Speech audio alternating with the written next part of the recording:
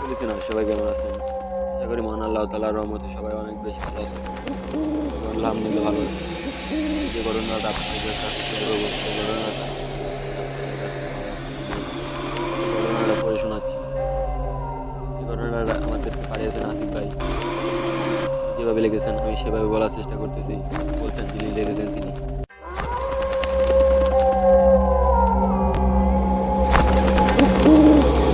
তালপুকুর গ্রামে সন্ধ্যা নেমেছে ধীরে ধীরে। গ্রামে কাজ শেষ করে কৃষকরা ফিরছে কাঁধে নাঙ্গল আর মাথায় মালপাট ভিজিয়ে। রাখালরা যেন গরু ছাগল নিয়ে ফিরছে গৃহপতি। চারদিকে তখন গোধূলির আলো ভরে গেছে। এই গ্রামে আধুনিকের ছোঁয়া নেই বললেই চলে। বিদ্যুতের বাতিও জ্বলে না।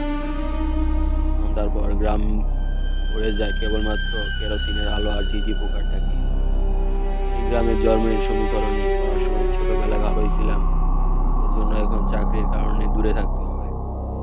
তবে গ্রামবাসীরা এখনো স্নেহ করে তাকে মনে রেখেছে। দীর্ঘ 3 বছর পর কিছুদিনের ছুটি নিয়ে এবার সবিনয়ে ফিরেছি নিজ বাড়িতে। বাড়ি ফিরে তার মনে হলো ছোটবেলার স্মৃতি তাকে যেন টানছে। মাকে বললাম, মা আমি একটু পানি দাদুর দোকানে চা খেতে যাচ্ছি, তাড়াতাড়ি ফিরবো। পুকুর গ্রামের নাম হয়েছে বড় একটা পুকুরের জন্য। গ্রাম জুড়ে সেই পুকুরের খ্যাতি কম নয়। আর এর যে প্রচন্ড গভীরতা অজানা। বছরে একবার এখানে মাছ ধরার প্রতিযোগিতা হয়। আর প্রায় টিকিট কেটে দূর দূরান্ত থেকে লোক আসে মাছ ধরতে।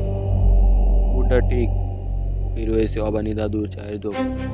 ছোটবেলায় সমীকরণে আসতো এর মাছ ধরার নানা সামগ্রী পাওয়া যেত। চায়ের দোকানে ঢুকতেই বিনয়ের চোখে পড়ল একজন পরিচিত মুখের পচা আর গোবিন্দ ছোটবেলার বন্ধু ছিল গ্রামের বয়স্ক আর ভট্টাচার্য কাকা। সবাই মিলে দোকানের বাইরে বসে গল্প করছে, কিন্তু পুকুরের গেটে তখন বন্ধ। তারপর আর অবানি দাদুর দোকান রাত্রি খোলা থাকে। গ্রামের আড্ডা এখানেই সবিনয়কে দেখে গবানি হেসে উঠল। সবিনয় হারিয়েই গেল। সে বললেন, সবিনয় বলল, চাকরির জায়গাটা অনেক দূর, সরকার থেকে অর্ডার দিয়েছে, তো ওখান থেকে বাড়ি গেলে 7 দিন সময় লাগে। বারবার আসা হয়ে ওঠে। বাড়ি দাদু বেলা বাড়িতে গিয়ে নিয়ে বললেন, ভালো আছিস বাবা? এর মধ্যে তো কথা বলি শহরে, তুই আমাদের ভুলে যাস কি যেন আবার হয় নাকি দাদু? শৈশবের দিনগুলো কি বলা যায়? যতই দূরে থাকি মনে সব সময় তালপুকুর গ্রামের কথাই ভাবতে থাকি। চলতে চলতে চায়ের কাপে চুমুক দিয়ে সবাই কিছুক্ষণ গ্রামের খুঁটিনাটি নিয়ে আলাপ আলোচনা করলো। তারপর পচা বলল, শোন সবিনয়, রাত্রেবেলায় মন পাড়ার মোড়ে আসিস। আমরা ডান দিকে যাব আর তুই যাবি তোর বাড়ির দিকে। তবে মনে রাখিস,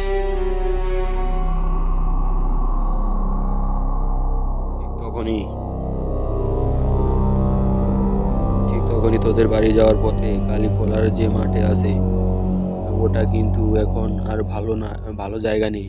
কেন, কি হয়েছে? আগে তো আমরা ওই মাঠ কত খেলাধুলা করতাম। গত বছর প্রতি সন্তান আর তার ভাই প্রতি সম্পত্তি নিয়ে ঝগড়া হয়েছিল। পরে দুজনের মরদেহ পাওয়া যায় ওই মাঠে। কে মেরেছিল জানা যায়নি।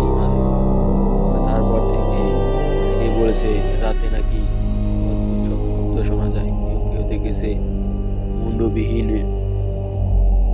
ভূপতি আর তার ভাইকে সে মাঠে দস্তাদস্তি করত। বলছি সাবধান থাকিস। কথা শুনে একটু সরিন বলল, আর এমনকি চারদিকের সূত্রে এমন সব ভয়ঙ্কর অভিজ্ঞতার মধ্য দিয়ে গিয়েছি, সব গল্প আর তার কাছে। অভিনয়ের এই কথা সবাই চুপ করে তার দিকে তাকিয়ে। তখনই দাদু হেসে জিজ্ঞাসা করলো, তাহলে বল না অভিনয়, তুমি শহরের ওই সব তুই সেখানে আছিস, সেখানে কি এমন এমনি দেখিস বলতো? গোবিন্দ বলল, আজকে আড্ডাটা তোর অভিজ্ঞতার গল্প দিয়ে শুরু হোক।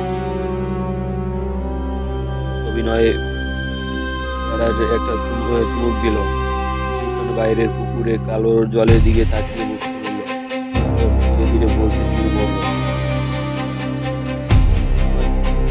প্রথম চাকরির পোস্টিং হয়েছিল উত্তরবঙ্গের এক প্রশান্ত জেলায় নগর। সে জায়গাটার নামে অনেকেই শোনে। এবারে প্রশান্ত একটা অঞ্চল, জঙ্গলে ঢাকা, লোকজন খুব একটা বেশি থাকে। গ্রামে বলতে কয়েকটা স্টেশনের চর থেকে অনেকটা দূরে। এখানে আমি স্টেশন মাস্টার হিসেবে চলছিলাম। সেই সময় পথে কোনো গাড়ি ঘোড়া চলছিল না। বাধ্য হয়ে একটা ছোট নিয়ে হেঁটেই রওনা দিলাম। ছিল কিছু জামা কাপড়, কয়েকটা বই, কাগজপত্র আর চাকরির কাগজপত্র। মাঝে মাঝে পথচারীকে জিজ্ঞাসা করে এগিয়েছিলাম। যত ভেতরে ঢুকছিলাম ততই চারদিক যেন নিস্তব্ধ হচ্ছিল। গাছপালার ভিড়ে আলো কম ঢুকতো। দুপুর বেলাতেও মনে হচ্ছিল বিকাল নেমে এসেছে। এমন সময় হাঁটতে হাঁটতে হঠাৎ আমার চোখ পড়লো সামনের একটা রেল লাইনে। আগাছায় ঢাকা, মনে হলো যেন বহুদিন কোনো ট্রেন এই পথে চলাচল করে। লাইনটার দুদিকে শুধু ঝোপঝাড় আর বনলতা পাতা। গাছগুলো এত ঘন যে দিনের আলো ঢুকতে কষ্ট হচ্ছে। তখন মনে মনে ভাবলাম, এই লাইন ধরে হাঁটলে তাহলে নিশ্চয়ই স্টেশনে পৌঁছে যাব। এভাবে হাঁটতে হাঁটতে হঠাৎ দূরে গিয়ে একটা ঝলকানির চোখে পড়লো। ধীরে ধীরে কাছে গিয়ে আসতেই বুঝতে পারলাম সেটা আসলে একটা রেল স্টেশন। ভাঙাচোরা অবস্থা, জঞ্জালো টিন, জংধরা টিন, ছাউনি দেওয়ালে ফাটা, সামনে লেফটেও বাঁকা হয়ে গেছে, তাতে লেখা চরনগর স্টেশন। প্রিয় লিসেনার্স, গল্পটা পর্যন্তই। গল্পটা কয়েকটা পার্ট আকারে আসবে, অবশ্যই আপনারা পরবর্তী পার্টগুলো দেখবেন। অবশ্যই আপনাদের কাছে ভালো লাগবে। এই পর্যন্ত আজকে বিদায় নিচ্ছি। আল্লাহ হাফেজ।